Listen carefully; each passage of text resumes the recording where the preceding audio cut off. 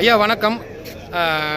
இன்றைக்கி இந்த சேலியமேடு டோல்கேட்டில் ஒரு பல அமைப்புகள் சேர்ந்து சிஐடியு, சமூக ஜனநாயக இயக்கங்கள், இப்போது சுயேட்சை எம்எல்ஏ நேரு கூட இந்த ஆர்ப்பாட்டத்துக்காக வர்றதா நம்ம கேள்விப்பட்டிருக்கோம்.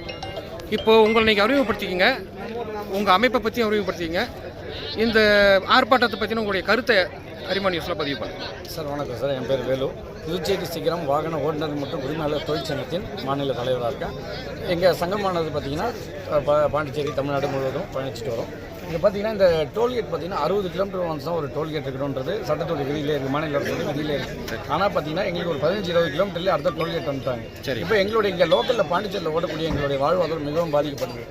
ஒரு 300-400 ரூபாய்க்கு ஒரு சவாரி போகிறது 2 டோல்கேட் எடுத்துகிட்டு போனாக்கா ஒரு 200 டோல்கேட்டுக்கே போயிடுது.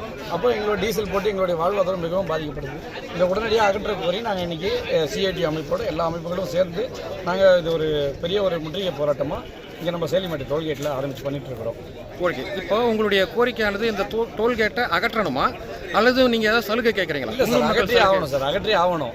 நாங்கள் மாநில அரசுடைய விதிகள் என்னவோ அதை தான் நாங்கள் கேட்குறோம். நாங்கள் 15 கிலோமீட்டர் ஒரு டோல்கேட் போட்டிங்கன்னா எங்களோட மோட்டார் தொழில் ஏற்கனவே ரொம்ப நலிவடைஞ்சு ரொம்ப கஷ்டப்பட்டு இருக்கோம். இந்த மாதிரி இருக்கக்கூடிய நிலைமையில் நாங்கள் இந்த டோல்கேட்டை 15 கிலோமீட்டர் ஒரு டோல்கேட் போட்டிங்கன்னா நாங்கள் ஆரம்பிச்சு என்ன பண்ணுறது, எப்படி தொழில் பண்ணுறதுனே தெரியல. இன்றைக்கி டிரைவர் போட்டு ஒரு தொழிலை நடத்துறது மோட்டார் தொழில் சாதாரணமாக ரொம்ப கஷ்டப்பட்டு இருக்கோம். இந்த மோட்டார் தொழில் ரொம்ப நலிவடைஞ்சு போயிட்டு இருக்கு. அப்போ இந்த டோல்கேட்டை அகற்றணும், அதுதான் பிரதான கோரிக்கை. அகற்றணும் சார், முழுமையாக அகற்றே ஆகணும். தகவலுக்கு நன்றி. நன்றி சார்.